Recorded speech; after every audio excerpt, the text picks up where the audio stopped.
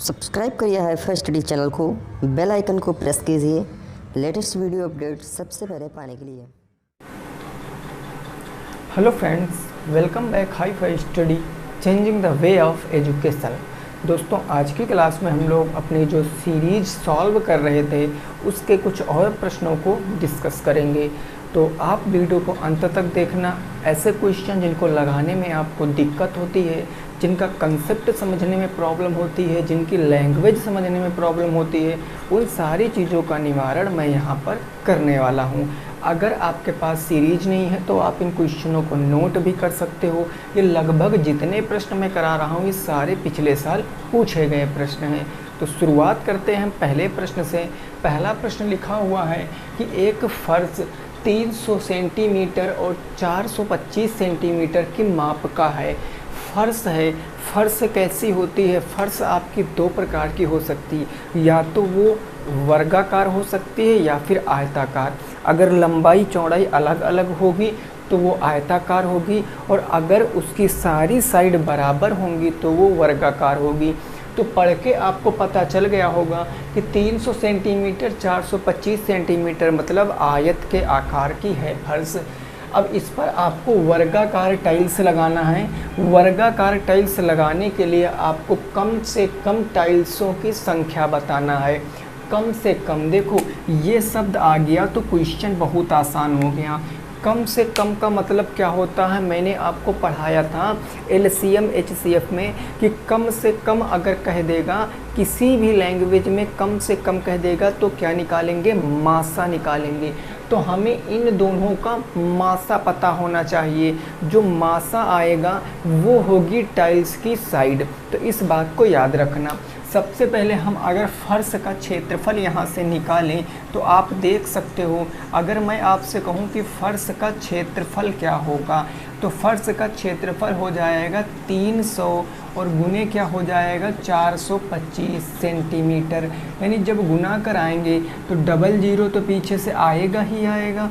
3 पंजे 15 के 5 हासिल 1 आ गया, 3 दूनी 6 1 7 हो गया, और 4 तियाँ 12। ये आ गया फर्श का क्षेत्रफल। ये है फर्श का क्षेत्रफल। ठीक है। अब आपसे कहा है कि आपको जो टाइल्स लगानी है वो वर्गाकार। तो सबसे पहले हम टाइल्स की माप ज्ञात करेंगे। टाइल्स की माप हम कैसे ज्ञात करेंगे तो उस चीज़ को समझना। अगर मैं आपसे कहूँ कि टाइल्स की माप ज्ञात करने के लिए आप इन दोनों का LCM HCF ले लो, हाईएस्ट कॉमन फैक्टर, मीन्स आप इसका मासा ले लो। तो मासा जब लेंगे यानी बड़ी संख्या कौन सी है? 425। छोटी संख्या हम इससे भाग दे देंगे तो हमें मासा पता चल जाएगा। भाई मासा निकालना मैंने सिखाया है ना। तो अगर हम भाग देंगे कितनी बार जाएगा? एक बार। ये हो गया 300। यहाँ कितना बचेगा? 125 बच जाएगा। अब हम 125 से इसको भाग देंगे तो ये कितनी बार जाएगा? 125 तियाँ 2 बार जाएगा तो कितना हो गया? 250 हो गया। ठीक बात। ये आ गया आपका 50। 50 से हम अब 125 को भाग देंगे तो कितनी बार जाएगा? 2 बार जाएगा, यानी ये हो गया 100। उसके बाद अब हम 25 से भाग देंगे तो ये हमारा बच गया 50, और ये 2 बार में चला गया। यानी कहने का मतलब अल्टीमेटली ये है कि जो साइड आ गई वो कितनी आ गई? 50। यानी अगर हम टाइल्स के साइड की बात करें, टाइल्स की भुजा की बात करें तो वो कितनी आ गई? 50 सेंटीमीटर टाइल्स की भुजा है। अब जब टाइल्स की भुजा पता है, फर्श का क्षेत्रफल पता है, तो हम कैसे निकालते हैं? हमें टाइल्सों की संख्या निकालनी है। तो टाइल्सों की संख्या हम कैसे निकालते हैं मैंने आपको बताया है। वो निकालते हैं फर्श का क्षेत्रफल डिवाइडेड बाई टाइल्स का क्षेत्रफल। फर्श का क्षेत्रफल कितना है? 12 7 5, उसके बाद डबल जीरो, और ये फर्श का जो टाइल्स का क्षेत्रफल भुजा है 50। टाइल्स कैसी है? वर्गाकार। तो वर्ग का क्षेत्रफल भुजा गुने भुजा, यानी ये हो जाएगा भैया 25 है ना, ये 25 है भुजा। ये भुजा मेरे दोस्त 25 है, ठीक है ना। तो आप यहाँ लिखोगे 25 × 25।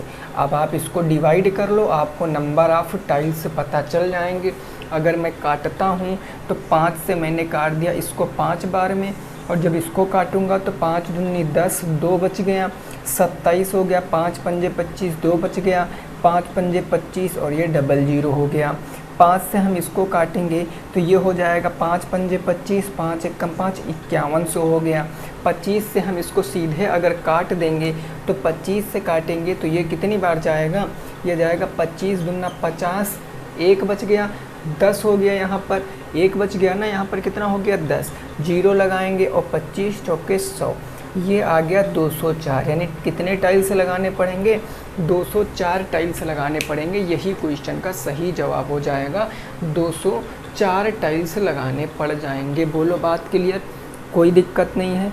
नेक्स्ट क्वेश्चन पे पहुंचते हैं, प्रश्न संख्या नंबर 2 पर देखते हैं वो क्या कह रहा है। चलिए दोस्तों, समझ गए ना ये प्रश्न को।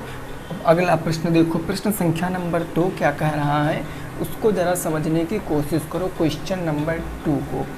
अब इसमें 98 का क्यूब आपको निकालना है, लेकिन सर्वसंख्या से। तो सर्वसंख्या का प्रयोग करके कैसे निकालना है मैंने आपको बताया है। ये बिल्कुल आसान है, केवल कैलकुलेशन होती है और कुछ नहीं होता है इस प्रश्नों में।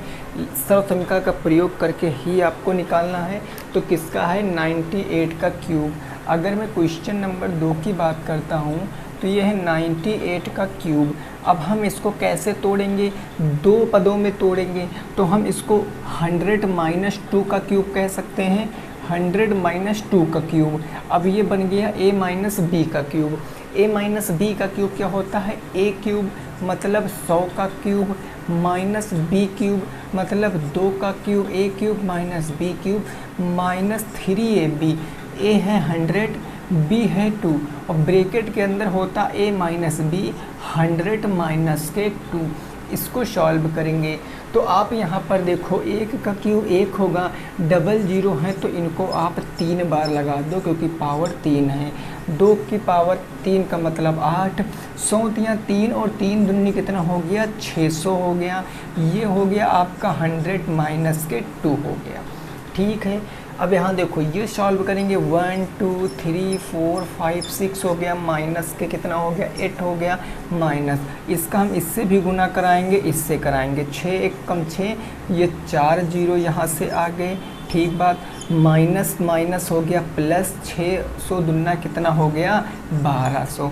जब आप इसको सॉल्व करोगे तो ये तो जुड़ जाएगा, ये जुड़ से कितना आएगा माइनस माइनस का, तो ये हो जाएगा 60008।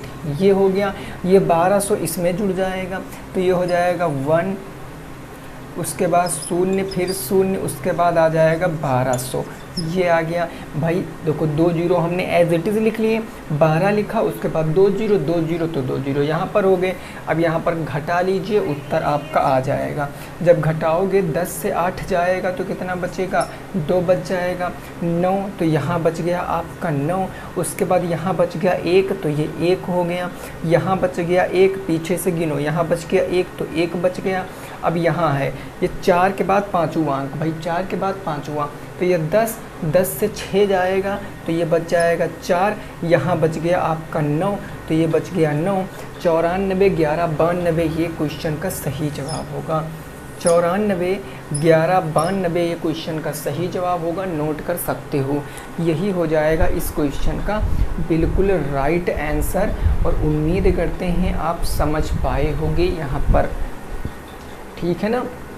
देखो कुछ होता नहीं मेरे दोस्त ऐसे प्रश्नों में, आपको बस अल्टीमेट यही करना है कि आपको यहाँ पर सर्वसंख्या बनानी पड़ेगी। सर्वसंख्या हमने बना लिया, हमने क्वेश्चन को सॉल्व कर दिया, चीज़ें बिल्कुल क्लियर, कोई दिक्कत नहीं। नेक्स्ट पहुँचते हैं क्वेश्चन नंबर 3 पर। प्रश्न संख्या 3 क्या कह रहा है ज़रा उसको देखो और बताओ क्या आएगा उत्तर। क्वेश्चन नंबर 3 ये है x - 2y + 3y - x - 3x - 2y। केवल इसको सॉल्व करना है, बस सॉल्व करके बताना है क्या जवाब आएगा। तो क्वेश्चन नंबर 3 है, ये क्या है, सर्वप्रथम है x - 2y, हमने लिखा x - 2y, देन उसके बाद प्लस लगा हुआ है 3y - x, ये हो गया 3y - x, फिर माइनस लगा है और है 3x - 2y, 3x - 2y। अब जब मैं इसको सॉल्व करने गया तो ये तो पूरा ब्रैकेट ऐसे ही खुल जाएगा, यानी ये x - 2y हो गया, प्लस के 3y माइनस के x, लेकिन यहाँ माइनस लगा। जब भी किसी भी ब्रैकेट के सामने माइनस लगा हो तो गणित का ऐसा नियम है कि अगर ब्रैकेट के सामने माइनस लगा तो अंदर के सारे चिन्ह बदल जाएंगे। यानी ये 3x प्लस में था तो 3x माइनस में हो जाएगा, ये माइनस में 2y था तो ये प्लस में 2y हो जाएगा। अब इसको आप सॉल्व कर लो भाई, माइनस के 2y प्लस के 2y तो ख़त्म हो गया, कोई दिक्कत नहीं है। अब ये क्या होगा देखो ज़रा, x प्लस के x माइनस में ये ख़त्म हो गया, बचा क्या 3y और 3x, यानी ये बच गया 3y माइनस के बच गया 3x, और तो कुछ बचा नहीं है, यही बचा है ना, बस 3 कॉमन ले लो। अगर 3 कॉमन लोगे तो y माइनस के x, ये उत्तर आ गया आपके क्वेश्चन का। कितना आसान प्रश्न था, 3y माइनस के x, ये आ गया इस क्वेश्चन का सही जवाब। आपको समझना ये था कि यहाँ ब्रैकेट के बाहर माइनस लगा है, यहाँ माइनस, तो अंदर के चिन्ह बदल दिया, माइनस के 2y था तो प्लस के 2y, 3x प्लस में था तो इसको माइनस में कर दिया। जो सॉल्व हुआ सॉल्व कर लिया, बचा कुचा हमने कॉमन लेके सॉल्व कर दिया, ठीक है ना, कोई दिक्कत नहीं। अगला देखो क्वेश्चन नंबर 4, ये क्या कह रहा है इसको समझने की कोशिश करो। प्रश्न संख्या नंबर 4, प्रश्न संख्या 4 ये कह रहा है मेरे दोस्त आपसे x माइनस 1/x बराबर अगर 3/2 है तो x square plus 1/x square का मान ज्ञात करना है। ये क्वेश्चन बहुत इंपॉर्टेंट है परीक्षा की दृष्टि से, और ऐसा एक क्वेश्चन पेपर में निश्चित तौर पे आपको देखने को मिल जाएगा। तो अब मैं बात करता हूँ, अगर आप x माइनस 1/x का होल स्क्वायर कर दो, इसका होल स्क्वायर कर दो, तो ये क्या बन गया a माइनस बी का होल स्क्वायर, और ये होता क्या है a square plus B square, और फिर होता है माइनस के 2ab, तो ये हो गया 2 × 1/x हो गया। x से x ये अल्टीमेटली ख़त्म हो गया। x माइनस 1/x बराबर आपको दिए हैं कितना 3/2, तो हमने यहाँ पर रख दिया 3/2, 3/2 का क्या कर दिया स्क्वायर कर दिया, बराबर ये निकल कर आ गया x square plus 1/x square. यहाँ आपका x से x कैंसिल, तो माइनस के क्या बच गया 2 बच गया, कोई दिक्कत नहीं।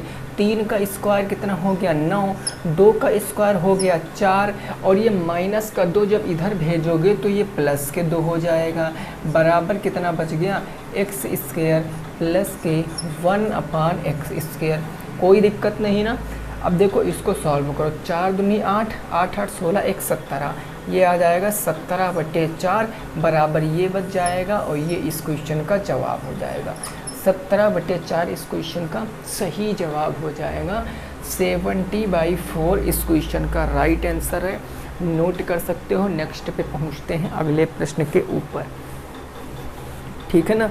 अगले प्रश्न के ऊपर पहुंचेंगे, इसको आप फटाफट तरीके से नोट कर लीजिए, ठीक बात ना। चलिए नेक्स्ट अगला देखो, क्वेश्चन नंबर होगा हमारा 5, प्रश्न संख्या 5। प्रश्न संख्या 5 थोड़ा सा कैलकुलेटिव बैठेगा, और ये जो क्वेश्चन है ये वाला और ये वाला 2019 में पूछा गया क्वेश्चन है, यानी कि 4 नंबर और 5 नंबर दोनों क्वेश्चन 2019 में पूछे गए हैं।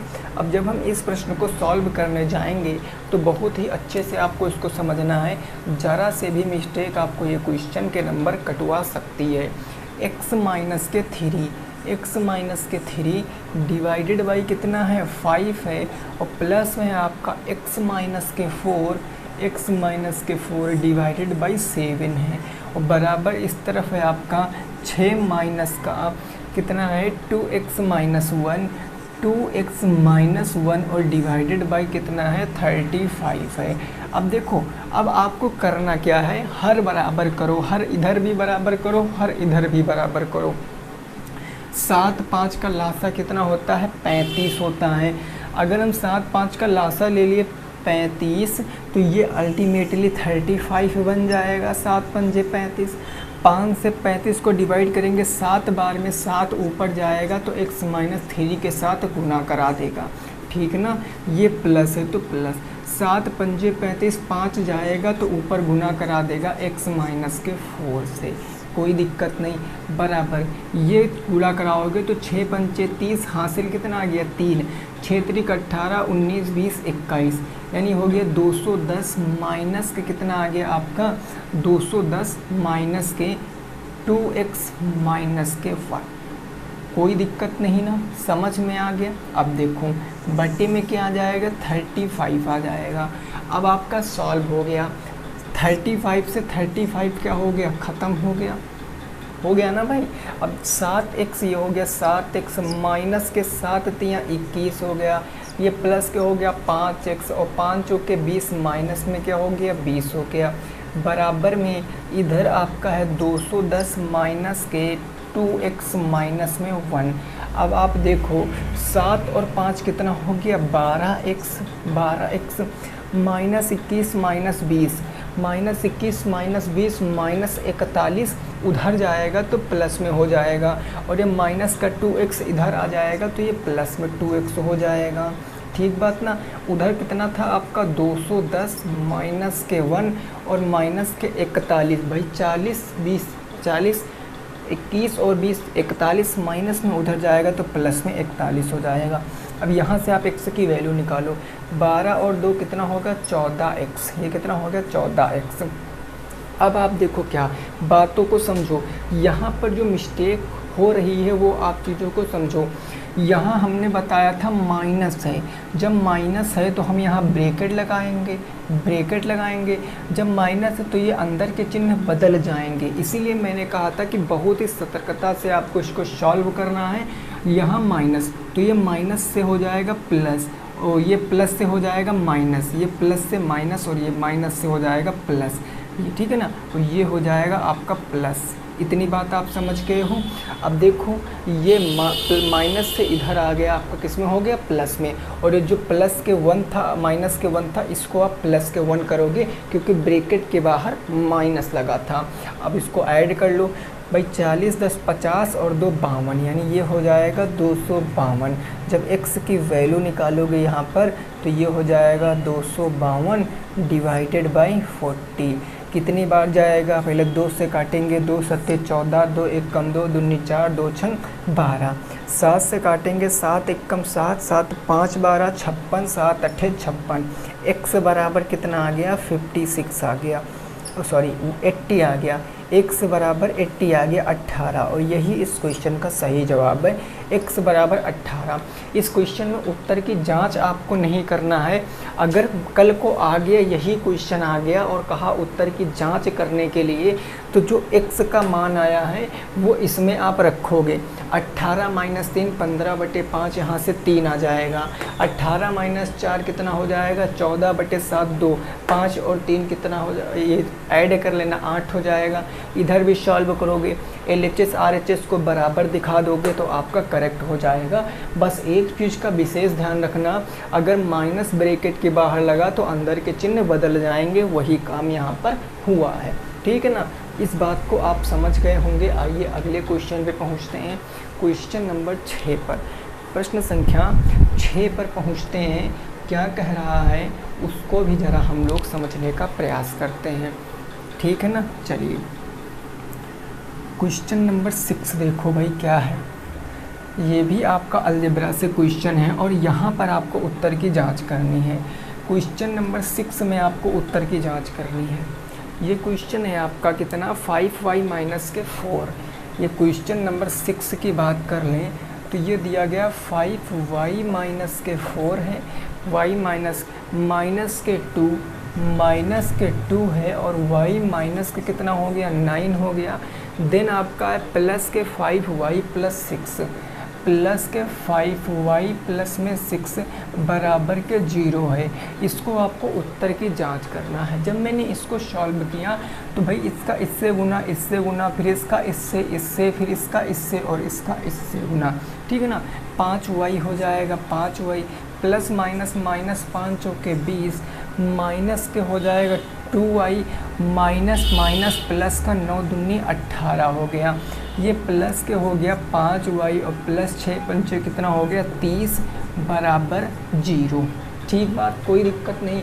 अब देखो माइनस का 20 प्लस का 18 माइनस का 2 और ये यानी कि ये जो संख्याएं हैं ये 20, 18, 30 ये सारी उधर भेज दो और बाकी ये y वाला जोड़ घटा लो। भाई 5y मिलकर 10y, 10y में से अगर 2y चला जाएगा तो 8y, इधर 8y बच गया। उधर क्या बचेगा, माइनस का 20 उधर जाएगा तो प्लस में 20 हो गया। ये प्लस के 18 उधर जाएगा तो माइनस के 18 हो गया। प्लस के 30 उधर जाएगा तो माइनस के 30 हो गया। कोई परेशानी है आपको? नहीं है। फिर से समझो सर, ये माइनस का 20 और ये प्लस का 30 ये टोटल मिला देंगे तो 10 बनेगा। 10, 10, 20, 8, 28 प्लस से उधर जाएगा माइनस में तो माइनस का 28 आएगा। लेकिन इधर आप देखो तो कितना आएगा भाई, अगर मैं 8y बराबर निकालूं तो देखो 30, 10, 40, 8, 48 ये हो जाएगा 20 माइनस के 48 यानी y बराबर मैं कितना कह दूं तो माइनस के कितना बचेगा 28, माइनस के 28 बचेगा ना। 20, 20, 40, 8, 48 और बटे कितना आ जाएगा आपका 8 आ जाएगा। बटे 8 आ गया, इसको काट दो। 4 दूनी 8, 4 सत्ते 28 यानी y की वैल्यू कितनी आ जाएगी, माइनस के 7/2 आ जाएगी। y की वैल्यू माइनस के 7/2 आ जाएगी। अब अगर y की वैल्यू 7/2 माइनस में आ गई है, इसमें रख के आप उत्तर की जांच कर लो, ये 0 बराबर 0 आ जाएगा यानी LHS बराबर RHS आ जाएगा। फिर से समझ लीजिए अगर नहीं समझे हो तो। 5 का y से किया 5y, 5 का 4 से किया तो प्लस माइनस कितना हो गया, माइनस के 20। माइनस के 2 का y से किया तो माइनस के 2y हो गया। माइनस माइनस प्लस हो गया और 9 दूनी 18 हो गया। 5 का y से किया 5y और 5 छक्का 30 हो गया। भाई ये 5y, ये 5y, 10y, 10y में से 2y चला गया तो 8y बच गया। माइनस का 20 उधर भेजेंगे तो प्लस का 20, 18 प्लस से माइनस में, 30 प्लस से और माइनस में सॉल्व किया तो माइनस के 7/2 आया। अब उत्तर की जांच आप स्वयं से कर सकते हो। इतनी बात आपकी समझ में आनी चाहिए और आई भी होगी, ठीक है ना।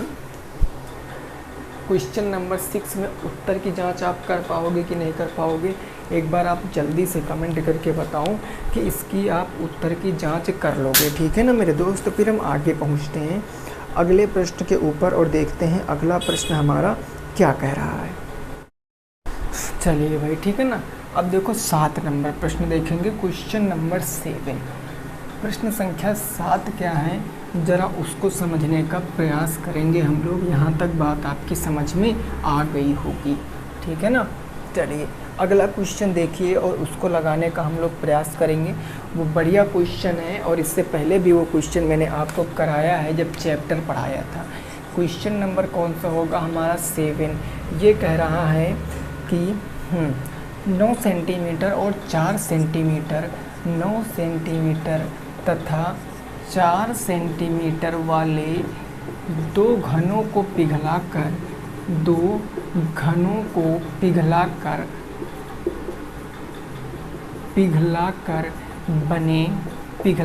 बने बड़े घन का आयतन बताओ। पिघलाकर बने बड़े घन का आयतन बताओ, बड़े घन का आयतन बताओ।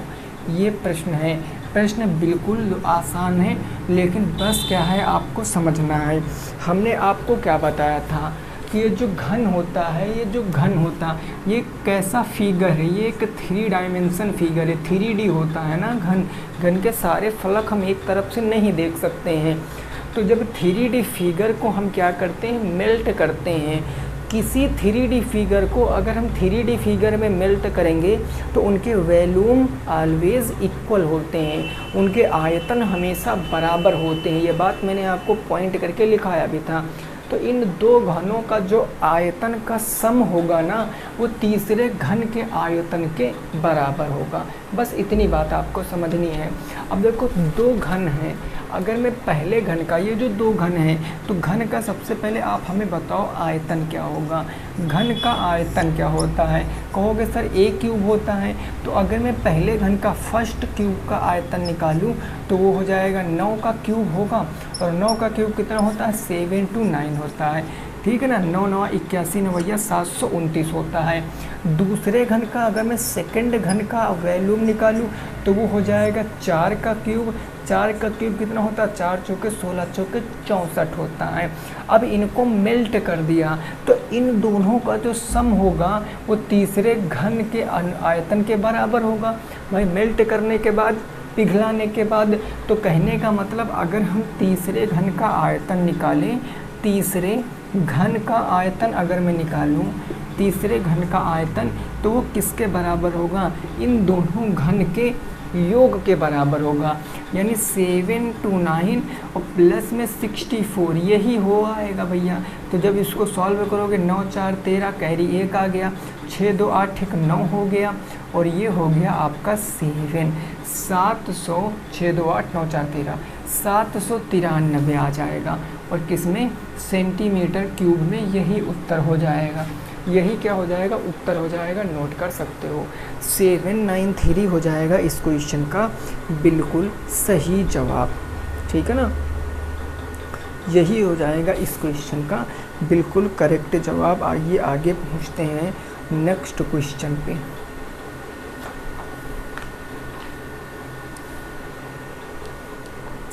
अगला क्वेश्चन देखो भाई क्या कह रहा है, उसको भी समझने की कोशिश करो। क्वेश्चन नंबर 8, प्रश्न संख्या 8। यहाँ तक चीज़ें समझ में आ गई होंगी, कोई दिक्कत नहीं है। अगला देखो, अगर मैं क्वेश्चन नंबर 8 की बात करता हूँ तो ये 8 नंबर प्रश्न कह रहा है कि आयत ABCD में एक आपको आयत दिया गया है, रेक्टेंगल। आयत ABCD में जो विकर्ण है, विकर्ण वो दे रखा है, विकर्ण CA बराबर दिया है 20 सेंटीमीटर, तथा AB आपको कितना दिया है, 16 सेंटीमीटर। तो पूछे है आयत का क्षेत्रफल। तो आयत का क्षेत्रफल पूछे है, आयत का एरिया क्या होगा, आयत का क्षेत्रफल क्या होगा, ये बात आपसे पूछे है। आयत का क्षेत्रफल ज्ञात करो। ये आयत आपकी बुक में बना है फिगर ऐसे, इसका नाम दे रखा है क्या, ABCD। ये है ABC और ये D हो गया। इसमें कौन कौन से भुजा, CA, ये वाली आपको भुजा दे रखा है, कितना है, तो ये है 20, और AB ये है आपकी 16। तो आप इसका क्षेत्रफल बता दो क्या होगा, इसका क्षेत्रफल बता दो क्या होगा, फटाफट इसका तुरंत भाई क्षेत्रफल बता दो क्या हो जाएगा। अब आप कहोगे सर क्षेत्रफल कैसे निकालेंगे। अब आपको यहाँ पर क्या पता होना चाहिए, चौड़ाई पता होना चाहिए। चौड़ाई कैसे पता करेंगे, ये एक राइट एंगल ट्रायंगल बन रहा है, ये समकोण त्रिभुज कौन सा, ABC समकोण त्रिभुज, तो ये कर्ण भुजा हो जाएगी। यानी कर्ण का स्क्वायर बराबर होगा लंब के स्क्वायर प्लस ये भुजा BC इसके स्क्वायर के। 20 का स्क्वायर 400, 16 का स्क्वायर कितना होता है 256, है ना, हाँ 256। ये इधर माइनस में हो जाएगा तो हमें BC पता चल जाएगा। 10 से 6 जाएगा 4, 9 से 5 जाएगा तो 4, 3 से 1 जाएगा तो 144। स्क्वायर हटाएंगे तो रूट में, यानी BC कितना आ गया 144। 144 का रूट 12 सेंटीमीटर, यानी कि जो ये भुजा आ गई कितनी आ गई 12 सेंटीमीटर। अब आपको क्या है, लंबाई चौड़ाई पता चल गई। लंबाई चौड़ाई पता चल गई तो आयत का क्षेत्रफल होता क्या है, लंबाई इंटू चौड़ाई होता है। लंबाई कितना है सर 16, चौड़ाई कितना है 12। तो जब यहाँ सॉल्व करोगे 16 दूना 32, कैरी आ गया 3, 16 एकम 16, 17 18 19, 192 सेंटीमीटर इस क्वेश्चन का सही जवाब होगा। 192 सेंटीमीटर क्या होगा इस क्वेश्चन का बिल्कुल सही जवाब हो जाएगा। और उम्मीद करते हैं कि आपका भी यही उत्तर आ रहा होगा। ठीक है ना, क्लियर बात हो गई।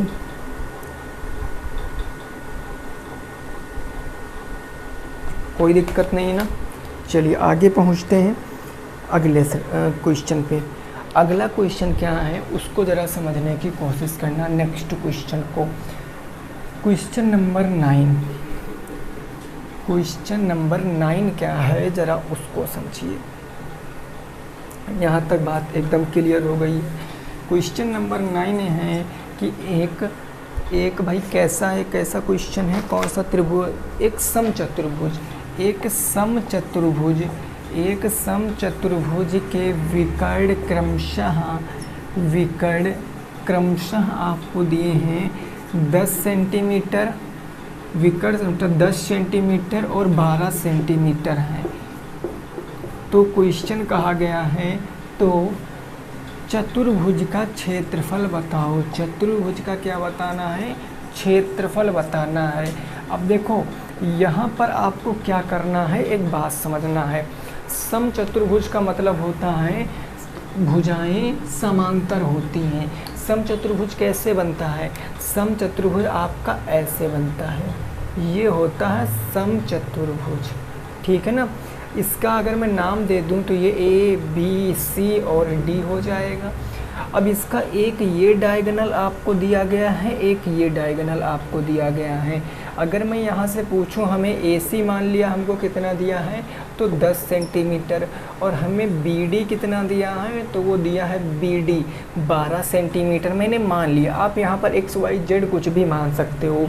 देखो अब मैं आपको यहाँ समझाने के लिए लिख रहा हूँ, अदरवाइज़ यहाँ पर डायग्राम की कोई ज़रूरत नहीं थी। जो समचतुर्भुज होता है, समचतुर्भुज के जो डायगोनल होते हैं ये 90 डिग्री पर, ये 90 अंश पर एक दूसरे को काटते हैं, 90 अंश पर काटते हैं। तो कल को हो सकता है आपको भुजा दे दे और आपसे डायगोनल निकलवा ले, तो आप याद रखना यहाँ से हम क्या लगा सकते हैं, पाइथागोरस प्रमेय लगा सकते हैं। इतनी बात याद रखो कि समचतुर्भुज के विकर्ण हैं वो एक दूसरे को 90 अंश पर काटते हैं, 90 अंश पर काटते हैं। जो ये होता समचतुर्भुज का क्षेत्रफल क्या होता है, 1/2 into D1 into D2। D1 D2 क्या होता है, पहला डायगोनल दूसरा डायगोनल, मतलब कि इसको बोलते हैं डायगोनल को क्या बोलते हैं, विकर्ण, इसको बोलते हैं विकर्ण। तो विकर्ण रख लो यहाँ पर बस 1/2, पहला डायगोनल आप रख लो 10, दूसरा रख लो 12, काटो 2 से 5 बार में, 12 पंचे 60 सेंटीमीटर स्क्वायर क्वेश्चन का सही जवाब। 60 सेंटीमीटर स्क्वायर क्या हो जाएगा, क्वेश्चन का सही जवाब हो जाएगा। बोलो इतनी बात समझ में आई है कि नहीं आई है, इतनी बात आपकी समझ में आई है कि नहीं आई है, क्लियर है, कोई दिक्कत नहीं। नोट कर लीजिए, आगे देखते हैं अगला प्रश्न, इसको नोट कर लो, फिर आगे देखिए अगला प्रश्न क्या है उसको भी हम समझने का प्रयास करते हैं, ठीक बात ना। चलो भाई अगला क्वेश्चन देखो, क्वेश्चन नंबर 10 और आज की क्लास का लास्ट प्रश्न है। जितने भी प्रश्न मैं करा रहा हूँ इस टाइम मोस्ट इम्पॉर्टेंट प्रश्न है मेरे दोस्त, और इसे एक बार सॉल्व करने के बाद हम लोग टाइम बचेगा तो दोबारा भी इसको सॉल्व कर सकते हैं, ठीक है ना, क्योंकि जब तक पेपर नहीं होगा तब तक तो क्लासें आपको मिलती ही रहेंगी। तो इसीलिए आप इससे चिंता मत करिए कि अभी से सीरीज सॉल्व कराए दे रहे हो, आगे क्या कराओगे, ये आपकी प्रॉब्लम नहीं है मेरे दोस्त। सीरीज हल करने के बाद हम बुक को फिर से शुरू कर देंगे, सारे चैप्टर पढ़ाएंगे। मैथ इतना मैं पढ़ा दूंगा आपको सेकंड सेमेस्टर की कि आप याद रखना पूरे के पूरे 25/25 आपके आने चाहिए बस, और आएंगे। अगर मैं क्वेश्चन नंबर 10 की बात कर लेता हूँ तो ये है एक्स स्क्वायर माइनस के 24x माइनस के 25 के गुणनखंड करो। इसके आपको क्या करने हैं, गुणनखंड करने हैं, गुणनखंड करो। कैसे करोगे आप इसके गुणनखंड, फटाफट तरीके से बता दो कैसे करोगे आप गुणनखंड। भाई इसमें कुछ नहीं है, इसकी तुलना हम किससे करेंगे, इसकी तुलना करेंगे ax स्क्वायर प्लस के bx प्लस के c से। a बराबर यहाँ कितना है तो कहोगे 1 है, b बराबर कितना है माइनस के 24 है, c बराबर कितना है 25 है, तो होता है a इंटू सी, a है 1, c है 25, तो ये हो गया 25 एकम 25 के ऐसे दो गुणनखंड करो कि माइनस के 24 आने चाहिए, तो ये हो गया 25 एकम 25, माइनस का 25 कर दो प्लस का 1 कर दो तभी माइनस के 24 आ जाएगा। अब इसका आप सॉल्व कर सकते हो। एक्स स्क्वायर 24x को मैं क्या कर सकता हूँ, माइनस के 25x प्लस के x माइनस के 25।